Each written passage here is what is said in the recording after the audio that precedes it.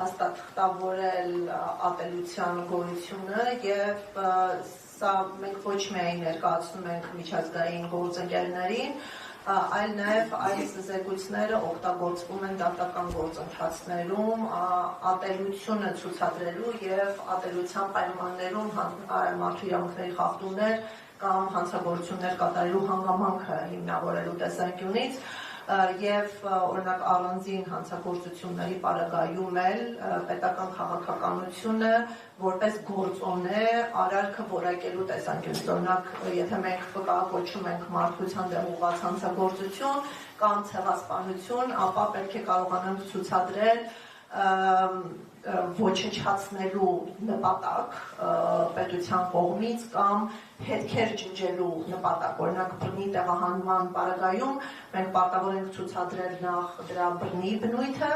եւ նաեւ այնտեղ վերադառնալու անհնարինությունը կամ տվյալ տարածքը էթնիկ խմբից մաքրելու պետական մոտեցումը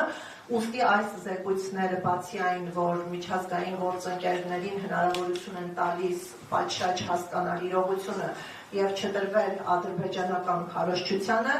դրանք ունեն ապացուցողական նշանակություն դատական գործընթացներում դրանք օգտագործելի են ապակա միջազգային քրեական դատարանի որևէ գործընթացում եւ ինտենսիվորեն մենք սրանք օգտագործում ենք նաեւ մարդու իրավունքների եվրոպական դատարանում բոլոր խախտումները մենք համակցում ենք խտրականության դեմ պայքարին առնչվող հոդվածի հետ եւ մեր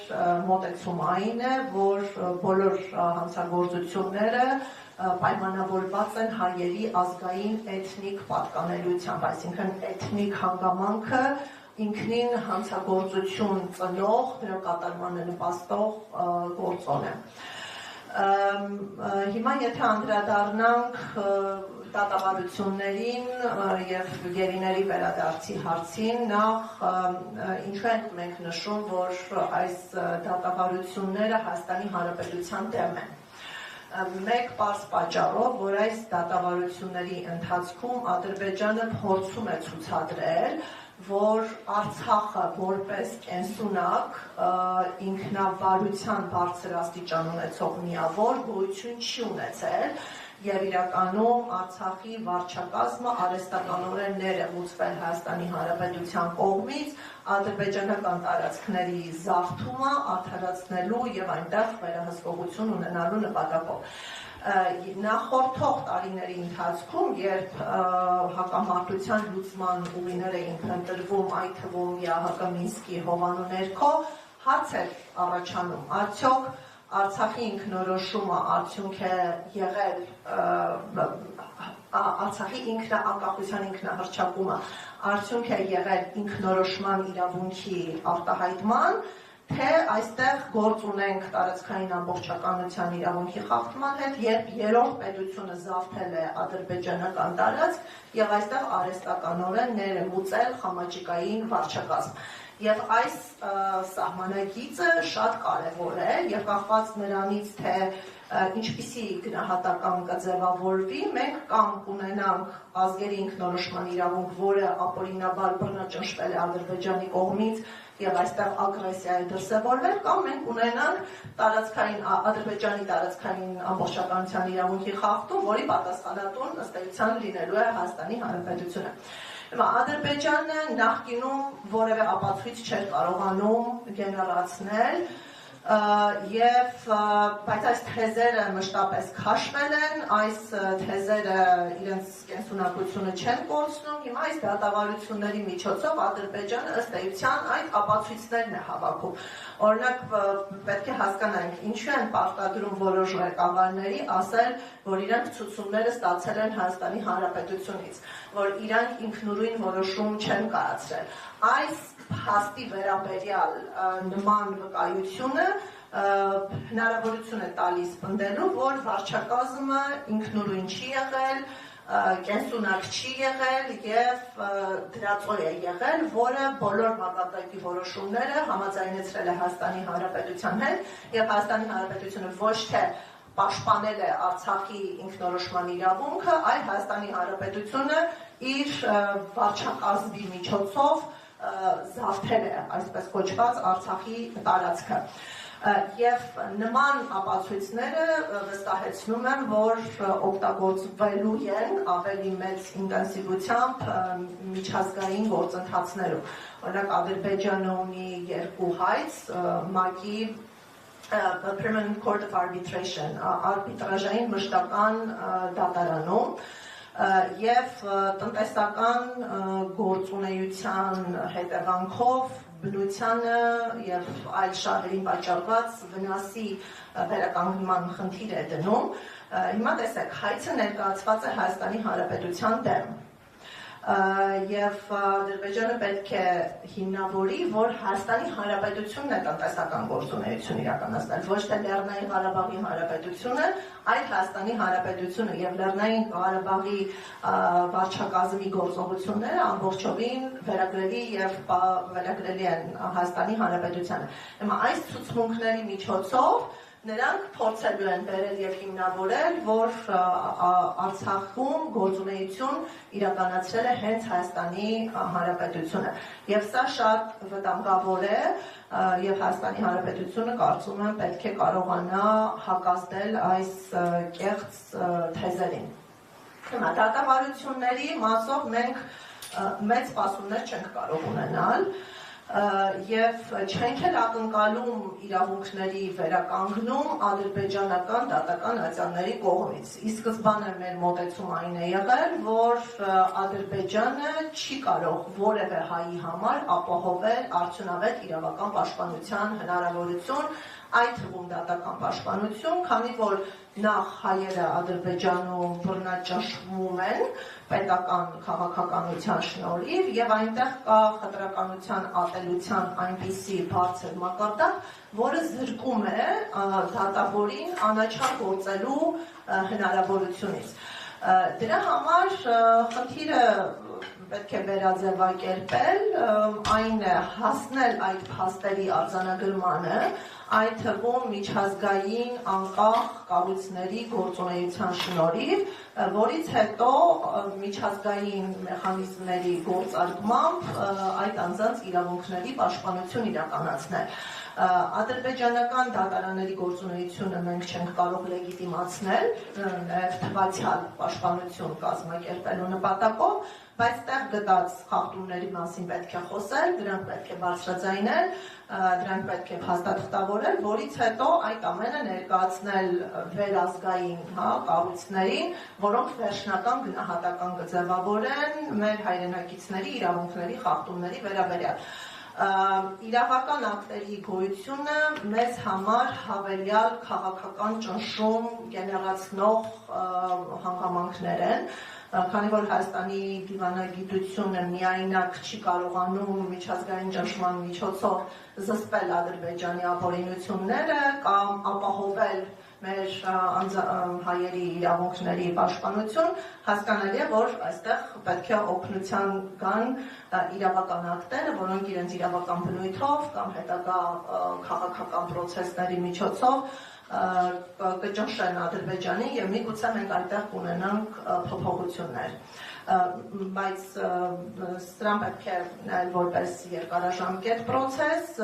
քաղաքական առումով, եթե խնդիրը չի լուծվում, հաշվի առնելով նաև այս խաղաղության շուրջ քննարկումները եւ կարծում եմ դրանց նաև ապահով կառուցողական բնույթը, հասկանալի է, որ վերջնական լուծում պետք է ապավինենք հենց իրավական գործընթացների միջոցով։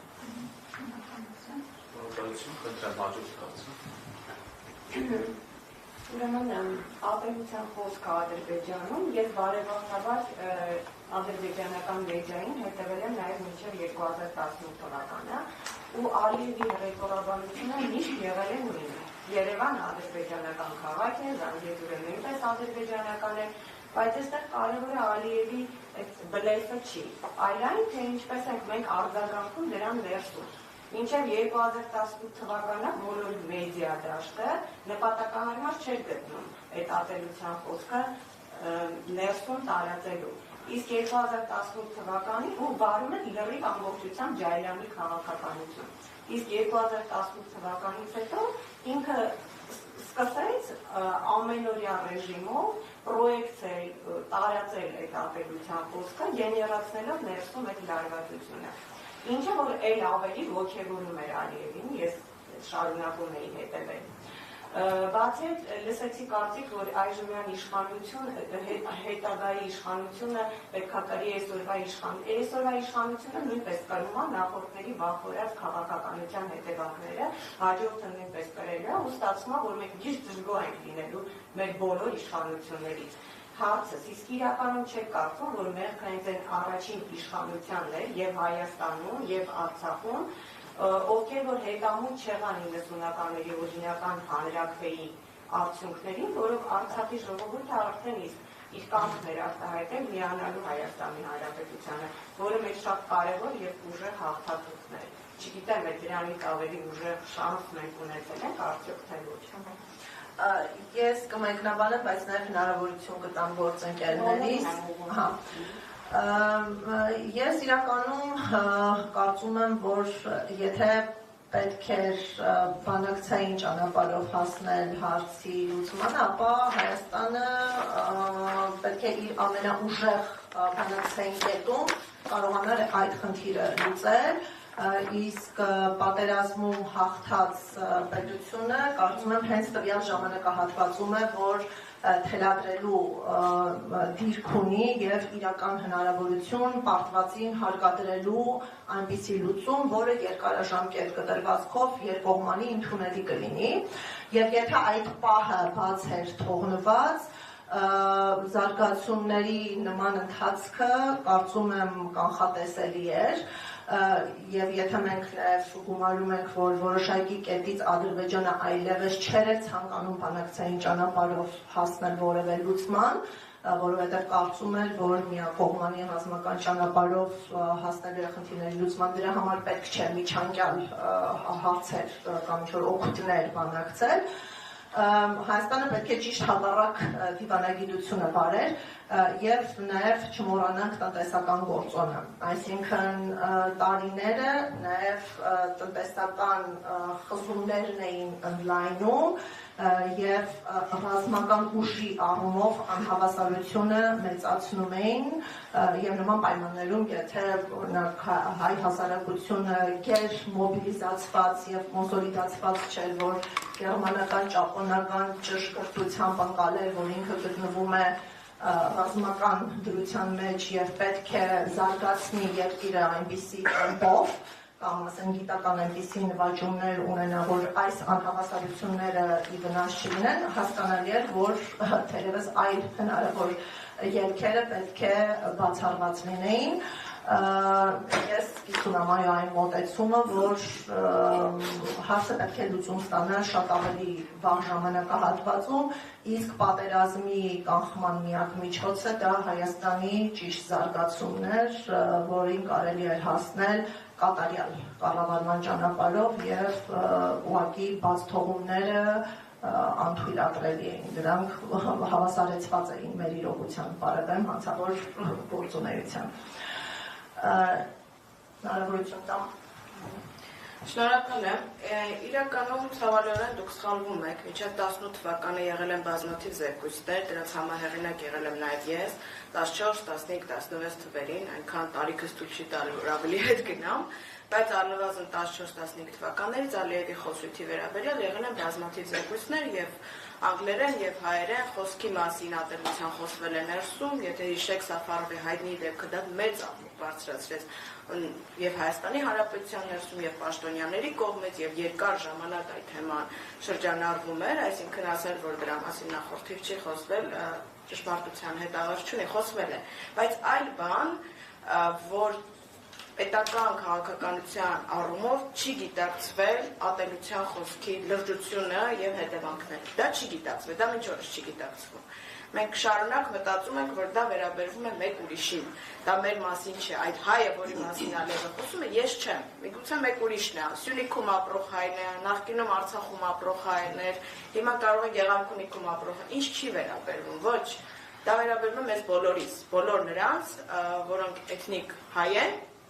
անկախ նրանից, թե ինչքանով իրենք դուր կգան Ալիևին կամ դուր չեն գա իրենց խոսույցներով եւ ելույթներով։ Իսկ ինչ վերաբերում է հիմա իհարկե կարող ենք հետ գնալ ու տարբեր ժամանակներում քննարկել իրավիճակը, ես մի կարծիք ունեմ, քանի որ Ալիևին եմ առանձնահատուկ հետևել, ինքը մի հայտնի արտահայտություն ունի, ասում է կյանքի առաքելությունը պատերազմն է, ու դա ինձ հարկադրում է մտածելու, որ մենք խաղաղ կարգավորման հնարավորություն ունեցել ենք մինչև Իլհամ Ալիևի գալը իշխանության։ Ես ունեմ այն վստահությունը, որ գալով իշխանության նա ընդունել է պատերազմի մասին որոշում, Հեյդար Ալիևի հետ քննարկումներում այդ հնարավորությունները ավելի շատ էին, վերջին քննարկումներ փաստացի քիվեստներ, որից հետագայում Ադրբեջանը հրաժարվեց, եւ Իլհամ Ալիևը մի ելույթ է ունի, որտեղ ասում է տարիներով մեր առջև դրվել են լուծումներ, որոնք ես մերժել եմ։ Ու ես միշտ չեմ հասկանում, թե ինչու ենք մենք շարունակ անկախ մեր քաղաքական նախասիրություններից այդ մեղքի բաժինը խաղաղ կարգավորման չլուծվածության դնում մեր ուսերին։ Դա մեր խնդիրը չէր։ Հայաստանի բոլոր իշխանություններից, բոլոր թերություններով հանդերձ գնացել են եւ ցանկացել են խաղաղ կարգավորում եւ գնացել են զիջումների այդ խաղաղ կարգավորման կամ փող զիջումների այդ խաղաղ կարգավորման տրամաբանության մեջ։ Այսօրվա Հայաստանի իշխանությունը այդպիսի աննախադեպ միակողմանի զիջումներ է անում նույն խաղաղ տրամաբանության մեջ, որ Ադրբեջանը այդ ամենի ֆոնին դառնում է անպատկերացնելի ագրեսիվ։ Այսինքն մտածել, որ շարունակ մենք մեղավոր ենք մի բան պակաս ենք արել, դա ինձ թվում է շատ լուրջ կոմպլեքս է, որ պիտի հաղթահարենք, որովհետև Ադրբեջանը պետական մակարդակով հայտարարում է, որ ինքը չի ուզել խաղաղ կարգավորում։ Ղեկավարը ասում է, պատերազմը եղել է իմ կյանքի առաքելությունը, դրանից առավել ուղիղ խոստովանություն ես չեմ պատկերացնում ուղղակի էլի։ Եթե այդ ձև շարժվենք ու ընդհանրապես իշխանությունները փոխվել են, բարեբախտաբար Հայաստանը այնպիսի պետություն է, որտեղ իշխանություն փոխվում է, եւ միշտ պետք է մտածել, թե հետագայում դու ինչ ես թողնում քո հաջորդ իշխանության, ինչ լծակներ, ինչ կռվաններ, ինչ հնարավորություններ։ Կարող են արվել քայլեր, որոնք լինեն անդառնալի։ Իսահակյանը խոսեց այդ միջազգային իրավական գործընթացների մասին։ Իհարկե կարող են ասել, գիտեք, այսօր միջազգային իրավական գործընթացները չեն գործում, եկեք հիշենք դատարանի որոշում բլոկադայի հետ կապված չեն գործում, բայց այդպես չի, իրավիճակներում դու պետք է խաղաքարտերը քո ձեռքը պահես, առավել եւս իրավունքը դու պետք է քո ձեռքը պահես։ Եվ եթե հիշեք նույն Ադրբեջանի գործելավոճ, ինքը 30 տարի պատրաստելով պատերազմի չէր հրաժարվում որևէ իրավունքից, որովհետև հասկանում էր իրավունքի նշանակությունն ու ուժը, իսկ հիմա ինքը իրան վերագրում է ընդհանրապես գոյություն չունեցող իրավունքներ, եւ այստեղ շատ կարեւոր է սուտ կես բառով անդրադառնամ, այս արևմտյան Ադրբեջան խոսույթը, որի պարագայում մեզ մոտ երբեմն ինձ թվում է տգիտության հետևանքով ասում են հայերենային, կրկնում է ինչ-որ թեզերի եւ այլն, այստեղ հայերենային ոչ մի բան գոյություն չունի։ Սա Արցախի թեմայով ստեղծված թեզ չէ։ Պետք է սա շատ լավ հասկանալ։ Սա ստեղծվել է Լեռնային Ղարաբաղ Ադրբեջանի մաս ճանաչելուց հետո միայն, այսինքն մի անդրադարձ եղել է 98-ին, ինչպես կա զեկուցում, դրանից հետո 23 տարի են ձեն չեն հանել դրա մասին։ Այո, ասել են, որ Երևանը ադրբեջանական է, այո, ասել են, որ Սևանը, այնպես դրվագային ասել են, ես ելույթներ ունեմ հավաքած, բայց կոնցեպտուալ, որ Հայաստանի Հանրապետության քարտեզը դնեն, ասեն, սա հին ադրբեջանական հող է, դա տեղի ունեցել Արցախ-Ադրբեջանի մաս ճանաչելուց հետո, եւ մենք սա շատ հստակ պետք է հասկանանք։ Դա այդպես է, հիմա ոչինչ, փաստերը դրա մասին են խոսում։ Ես եմ այդ թեմայով զբաղվել 11-ով, դա այդպես է։ Այդ կայքը ստեղծվել է 22 թվականի Ալիևի ելույթից հետո, թե մինչև այդ կայքը ունեք, ուղարկեք ես ծանոթանամ։ Այդ հեռուստաընկերությունը ստեղծվել է Ալիևի ելույթից հետո։ Այդ համայնքը ստեղծվել է Արցախ-Ադրբեջան մաս ճանաչելուց հետո, ինչպես Տիկին Սահակյանը նշեց, փախստականների խնդիրը վերափոխվեց դարձավ զարթողական ծրագիր։ Ու եթե ուղղակի հարցը դրվեր ասել, գիտեք, ձեր երկրում օրինակ չգիտեմ, այնտեղ խորհրդային համարի տվյալներ կան 89 թվականի տվյալներով Հայաստանի հայկական ԽՍՀ-ում 85000 ադրբեջանցի ապրել, թե ասել այդ թեման է շրջանառվում փախստականների հետագայում հարաբերությունների կարգավորման եւ բարեդրացության, դա այլ բնույթի քննարկում էր, այլ բնույթի հարց էր, բայց երբ ասում են ձեր պետության տարածքը մեզ է պատկանել, դուք մեզ ցեղասպանել քշել եք, սա բոլորովին այլ տիրույթ է, դուք էլ ֆաշիստական պետություն եք։ Սա արդեն շատ ավելի վտանգավոր հեռահար նպատակներ է հետապնդում եւ եթե դա էլ համադրում ենք անցկացվող զորավարժությունների թվին եւ գնվող զենքի քանակին, պատկերը բավականին վտանգավոր է դառնում, եթե դա ժամանակին չեն գիտակցում, չեն կանչում։ Կարճ արձագանքություն կտա։ Ժամանակի խնդիր ունենք։ Ուղղակի այդ ճանաչելու հետ կապված 1991 թվականին մայթի ռեզոլյուցիաներով Արցախից Արցախը ճանաչել էր Ադրբեջանի կազմի մեջ։ Ըստ էության դրանից հետո տեղի անելու պատերազմ, որը այդ անիմաստ է, երբ որ արդեն Մալտա ճանաչել է դա որպես Ադրբեջանի տարածք։ Ու այստեղ ձեզ էլ կուզեի մի հատ հարցնել արամ մտցնել, տարածքային ամբողջականության սկզբունքի առումով ի վերջո Ադրբեջանի իրավական օզիր ուներ, այսպես ասելով, եւ որն է ավելի առաջնային տարածքային ամբողջականության սկզբունքը գործող աշխարհակարգում եւ միջազգային իրավունքի տեսանկյունից, թե ազգային ինքնորոշման իրավունքը։ Նախ երկու իրավունքների իրացման իրավաչափ պայմաններ կան, պետք է գնահատենք, օրինակ նույն Կոսովոյի դեպքում պարզվեց, որ տարածքային ամբողջականությունը չի կարող գործոն լինել, որովհետեւ կանխվի ինքնորոշման իրավունքը, բայց ես հստակեցում մտցնեմ, որ 90-ական թվականներին ՄԱԿ-ը քննարկել է Լեռնային Ղարաբաղի հակամարտությունը, ունի 4 ռեզոլյուցիաներ, այդ ռեզոլյուցիաներից որևէ մեկում արձանագրված չէ, որ Արցախը Ադրբեջանի տարածք է, այնտեղ խոսում են շրջանների մասին, որտեղ նշված է հայկական զորքերի գոյությունը, որոնք քննարկման առարկա է, հայկական զորքասերով մենք նկատի ունենք տեղական Արցախի զինված ուժերը թե հայկական, բայց մենք նույն այդ բանաձևերը օգտագործում ենք ցուցադրելու համար, որ Անվտանգության խորհուրդը հաստատել է, որ Արցախի անկախության ինքնահռչակումը համապատասխանել է միջազգային իրավունքին։ Ինչու ենք այդպես մեկնաբանում, մինչև 90-ական թվականների ռեզոլյուցիաներ, տարբեր հակամարտություններ հայտնվել են Անվտանգության խորհրդի սեղանին, այդ թվում Հյուսիսային Կիպրոսի թուրքական հանրապետությունը, Հյուսիսային Ռոդեսիան Սրբսկայա հանրապետությունը,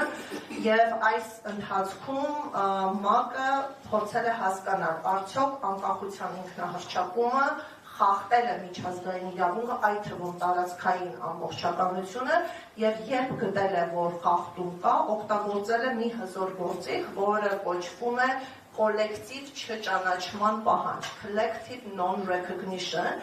եւ այդ ռեզոլյուցիաներում դուք կգտնեք ձևակերպումներ, անկախության ինքնահռչակումը անվավեր է, խախտել է միջազգային իրավունքը եւ որևէ պետություն իրավունք չունի ճանաչել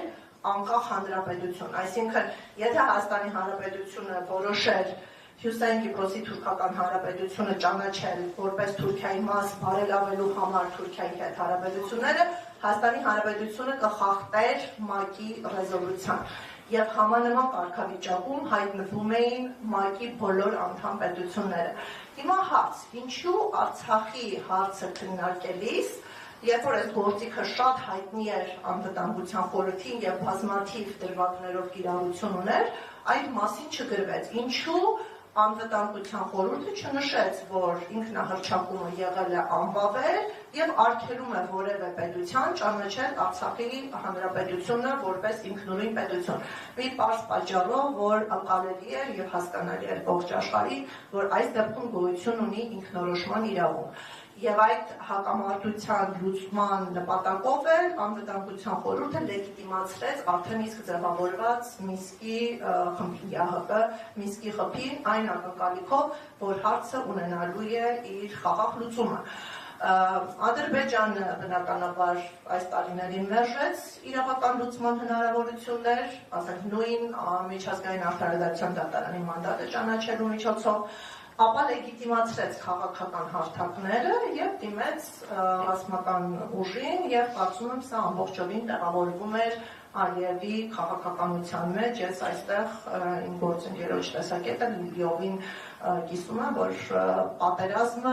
անխուսափելիորեն կապված էր անձի իշխանության եւ գործունեության հետ եւ նշեմ, որ արտաքին թշնամու կերպարը հայերի դեռևս սահմանվում է ադրբեջանական հասարակությունում, ինչը հավելյալ ապացույց է,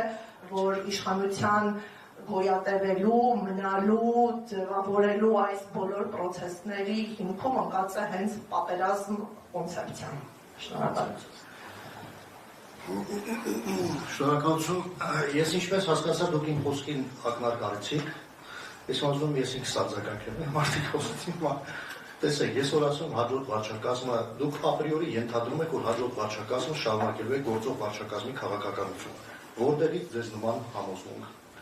Ես ինքս չունեմ նման համոզմունք։ Եթե իշխանության այսպես օրգանական փոխանցում տեղի չունենա, նման բան չի կարող պատահել։ Մյուսը, երբ որ դուք ասում եք Արցախը միացել էր հանրաքվեին անցկացրել եւ միացել էր Հայաստանը։ Շատ կարևոր ճշգրտում եմ ուզում անել ուղղակի 91 թվականի դեկտեմբերի 10-ին Արցախի հանրապետությունում անցկացած անկախության հանրաքվեն Հայաստանին միանալի մասին չի եղել։ Սա շատ կարևոր արձանագրում է եղել։ Ուրեմն մյուսը, որ վերաբերվում է ինչպես երկու հանրաքվե Արցախի հանրապետությունում տեղի չի ունեցել, Արցախի հանրապետությունում տեղի ունեցել անկախության մեկ հանրաքվե 91 թվականի դեկտեմբերի 10-ին, 91 թվականի սեպտեմբերի 2-ին Լեռնային Ղարաբաղի մարզային եւ Շահումյանի շրջանային խորհուրդների բոլոր մակարդակների խորհուրդների պատգամավորների համատեղ նստաշրջանը ղեկավարվելով ԽՍՀՄ Սահմանադրության 70-րդ եւ ԽՍՀՄ 1990 թվականի ապրիլի 3-ի օրենքի դրույթներով ինքնավար մարզը հռչակել է որպես հանրապետություն։ Դա հանրաքվե չի եղել։ Դա եղել է որոշում։ Այսինքն դրանով Լեռնային Ղարաբաղի ինքնավար մարզը բարձրացել է իր պետական իրավական կարգավիճակը։ Լղիմից ինքնավար մարզից դառնալու հանրապետություն։ Իսկ դեկտեմբերի 10-ին համաժողովրդական հանրաքվեով հռչակված հանրապետությունը հռչակվել է անկախ հանրապետություն։ Սա էս շղթա։ Ատելության խոսքի ես նաև ուզում եմ նաև ապագայի տեսանկյունից խոսեմ, այստեղ ակնարկ եղավ դրա մասին եւ ճիշտ ակնարկ Ադրբեջանի, որքան մենք հետևում ենք Ադրբեջանի գործող վարչակազմի եւ ոչ միայն գործող վարչակազմի, Ադրբեջանի հասարակական, քաղաքական գործիչների, զանգվածային լրատվության միջոցների, ներկայացուցիչների շրջանում ոչ միայն չի թուլանում, չի դադարում, այլև ավելի է սաստկանում հակահայկական հռետորաբանությունը եւ մենք մոտ ապագայում, տեսանելի ապագայում ատելության խոսքի, հայերի նկատմամբ խտրական քաղաքականության եւ նմանատիպ դրան հաջորդող գործողությունների ականատեսներն են լինելու։ Որտեղից է իմ այս այսպես պնդումը գալիս։ Տեսեք, դեռևս 2011 թվականին Ադրբեջանում հրապարակվել է մի գիրք միջին դասարանում սովորող աշակերտների համար։ Տեսեք, թե ինչ է արձանագրված այդ գրքում օրինակ։ Մեջբերում եմ, հայերը դարձրել են մեզ քաղաքականության էթնիկական զտումների անմեղ զոհ։ Մենք դարձել ենք ցեղասպանության զոհ։ Այս անզուսպ ժողովուրդը, որի երակներով հոսում է սատանայի արյուն, մեր դեմ կատարել է անթիվ ահաբեկչական գործողություններ։ Հիմա պատկերացրեք 11 թվականից քանի աշակերտական խումբ, քանի աշակերտ սա կարդացած, լսած, այսպես անընդհատ սրանով ներարկված կլինի, չէ՞։ Հիմա ենթադրելի է, թե մեզ ինչ է սպասվում։ Բացի դրանից, Ադրբեջանի ատելության մասին հանդեպ հայերի ընդհանրապես առաջին անգամ միջազգային կառույցներն են դրա մասին բարձրացնել են 2002 թվականին Եվրոպայի խորհրդի ռասիզմի եւ անհանդուրժողականության դեմ պայքարի հանձնաժողով կա։ Դեռևս 2002 թվական։ Հիմա կարող է հարց առաջանալ, թե դե դա մեզանից 23 տարի առաջ էր, գուցե ինչ-որ բան փոխվել է այնտեղ։ Ես դրա կհակադարձեմ հետեւյալը. ոչինչ չի փոխվել, ավելի է սաստկացել։ ՄԱԿ-ի ռասիզմի ռասայական խտրականության կոմիտե կա, որը 2022 թվականին հրապարակել է Ադրբեջանի վերաբերյալ եզրակացությունները։ Այդտեղ նշված է, որ Ադրբեջանում սաստիկ մակարդակի է հասնում պետական քաղաքական գործիչների կողմից հանդեպ հայերը ատելության խոսքը։ Եվ նաև երկրորդ, որ թերևս ավելի վտանգավոր է ապագայի տեսանկյունից։ Այդ ամենը ասում է մցված է դպրոցական ծրագրերի մեջ։ Այդպես որ ապագայի տեսանկյունից ես պիտի այսպես հայտարարեմ եւ պնդեմ Ադրբեջանի հակահայկական հռետորաբանության, հայերի նկատմամբ ատելության խոսքի առումով լավ բան մեզ չի սպասվում։ Շատ ավելի վատթար, մռայլ, այսպես ապագա է սպասվում, ապագան ավելի այսպես խտանում է մռայլ առումով ներկա վարչակազմի գոյության պայմաններում։ Հիմա մենք դրան կարող ենք մի փոքր դիմագրավել, եթե տեղի ունենա, նորից եմ ընդգծում իմ խոսքը, ազգային, պետական քաղաքականություն վարելու ցանկություն, կարողություն եւ հետագիծ ունեցող Հայաստանի վարչակազմի ձևավորման պարագայում։ Շնորհակալ։ Կարճավելու այդ ձերբակալությունների հետ կապված հայերի հետ համագործակցող կամ հայերի հետ երբևէ հանդիպած կամ բարիդրացիության օգտին խոսած կուզեմ ուղղակի Ցիտեմ Ալիևի այս ելույթը, որ կարծում շատ հատկանշական է 24 թվականի սեպտեմբերին, ասում եմ մյուս թեզն էլ այն էր, որ պետք էր սկսել համագործակցել Հայաստանի հետ։ Հասարակական կազմակերպությունների միջոցով անց էին կացվում տարբեր սեմինարներ։ Մեր հանրության մեջ ոմանք իրենց ծախել են օտար շրջանակներին, մասնակցել են այդ դասընթացներին, հարաբերվել հայերի հետ, գործարքների գնացել, նրանց հետ հանդիպումներ կազմակերպել։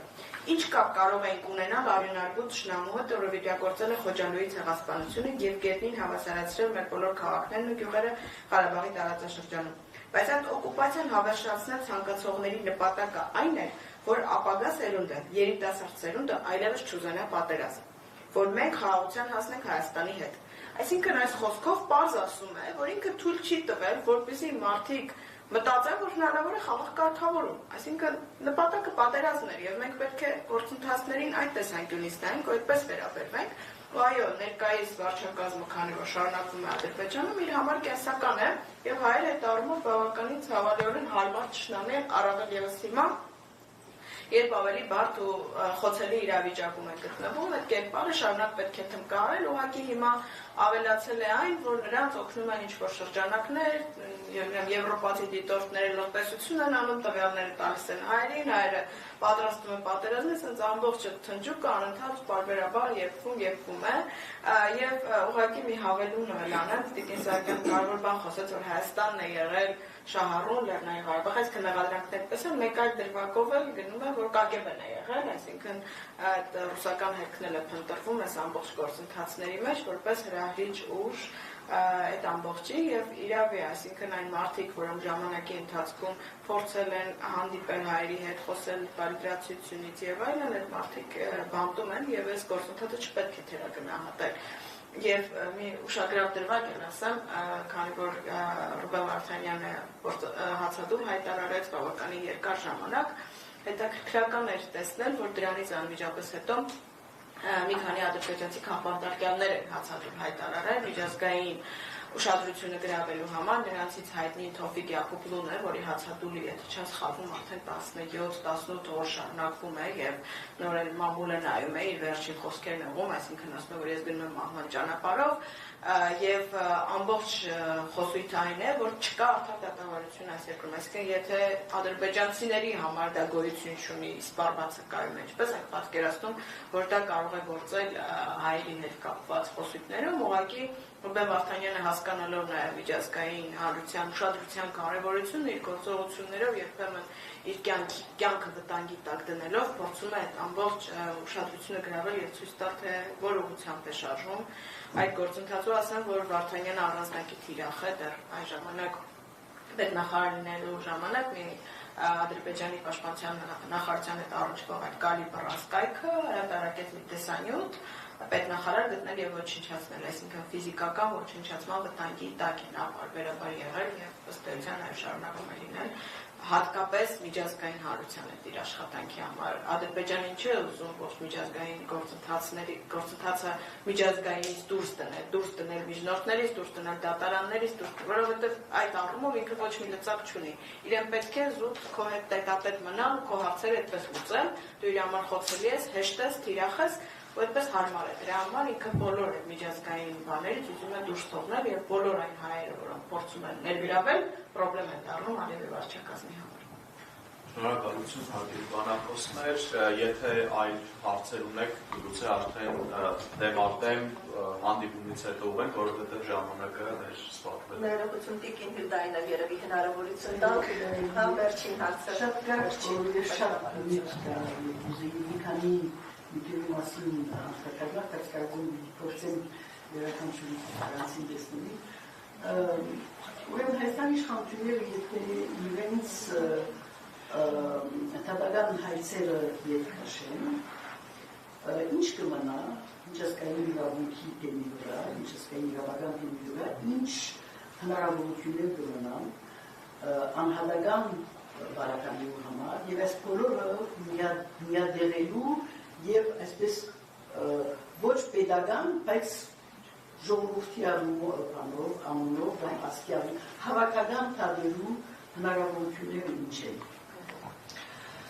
Ուրեմն միջ պետական հայցերից հրաժարումը չի կարող անդրադառնալ անհատական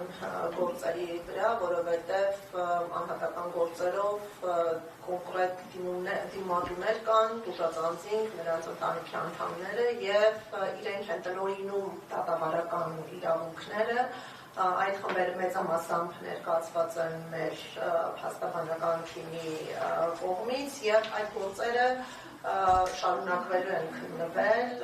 որևէ պարագայում մենք այդ գործերից չենք հրաժարվելու եւ այստեղ մենք նաեւ հրապարակային խոստում ենք տալիս, բազմաթիվ ընտանիքներ նաեւ մտավախություն ունեին, որ պետության որոշումը կարող է ազդել նաեւ փաստաբանների որոշումների վրա, բայց մենք հավաստիացնում ենք, որ նման զարգացումներ չեն կարող լինել։ Ավելին կարևորում ենք այն զոհերի անհատական գործերի ներկայացումը, ովքեր ներգրաված են եղել միջպետական գանգատի շրջանակում եւ հրաժարման դեպքում հասկանալի է հայտնվելու են հուսախաբ եւ իրավական տեսանկյունից անպաշտպան կարգավիճակում, այստեղ մեր ելքային ռազմավարությունը այն է, որ իրավապաշտպան դաշտը պետք է մոբիլիզացվի եւ հնարավորինս որքանով որ ռեսուրսները ներեն անհատական խմբային հայցեր ներկայացնի։ Խմբային հայցերի ներկայացումը հնարավոր է, բայց պետք է հասկանալ գործի բնույթ, օրինակ սեփականության իրավունքի խախտումների առնչությամբ, այո, հնարավոր են որոշակի խմբային հայցեր կամ բռնի տեղահանությանն առնչվող մարդու իրավունքների խախտումների առնչությամբ, այո, բայց բոլոր այն արարքները, որոնք նաև հանցագործություն են, այստեղ որևէ կերպ խրախուսելի չէ խմբային գործեր ներկայացնելը, որովհետև նախ յուրաքանչյուր կոնկրետ դեպք է քննարկվում եւ դրանք վայրագության այնպիսի դրսևորումներ ունեն, որ խմբային գանգատների պարագայում կարող են կորցնել այդ առանձնահատկությունները, իսկ մեր խնդիրը, որ միջազգային հանրությունը տիրապետի բոլոր հանգամանքներին եւ այդ պատերազմական հանցագործությունների դաժանության դրվագներ, ահաբեկման դրվագներ ցուցադրող միջադեպերը շատ դետալային քննի եւ մանրակրկիտ իրավական գնահատականներ ձևավորի։ Փոխարինող միջոցը դա մեծաքանակ հայցերի ներկայացումն է, սակայն նշեմ, որ դա հնարավոր է բացառապես մարդու իրավունքների եվրոպական դատարանում եւ Միավորված ազգերի կազմակերպության հովանու ներքո գտնվող մեխանիզմներում որևէ կերպ փոխարինում չի կարող լինել միջազգային արդարադատության դատարանում, այստեղ գործելու իրավունք ունեն բացառապես պետությունները, չեմ բացառում այլ երրորդ պետության ներգրավում եւ մենք առնվազն ուկրաինական դեպքերով տեսանք, թե ինչպես ոչ միայն Ուկրաինան, այլ երկրներ միջպետական հայցեր ներկայացրեցին Ռուսաստանի դեմ, եթե հայկական համայնքները ազդեցիկ լինեն եւ ազդեն այլ պետությունների արտաքին քաղաքականության վրա, կարող են ապահովել այդ երկրների կողմից հայցերի ներկայացում Ադրբեջանի դեմ, բայց խնդիրը մի փոքր բարդ կլինի, եթե Հայաստանը ի սկզբանե չներկայացներ եւ բանակցության արդյունքում ներգրավեր երրորդ պետություն, օրինակ չգիտեմ, Ֆրանսիան, Նիդերլանդները, սա տրամաբանական էր, բայց երբ Հայաստանը գործել է եւ հրաժարվում է, շատ դժվար է համոզել երրորդ երկրին Հայաստանի կամքի պարագայում նախաձեռնել միջպետական գանգատապ կրկնակի եռագի բարդացնում է այն դիվանագիտական խնդիրը, որը ավելի հեշտ լուծելի է, եթե Հայաստանը ի սկզբանե հայց չներկայացներ։ Շնորհակալություն։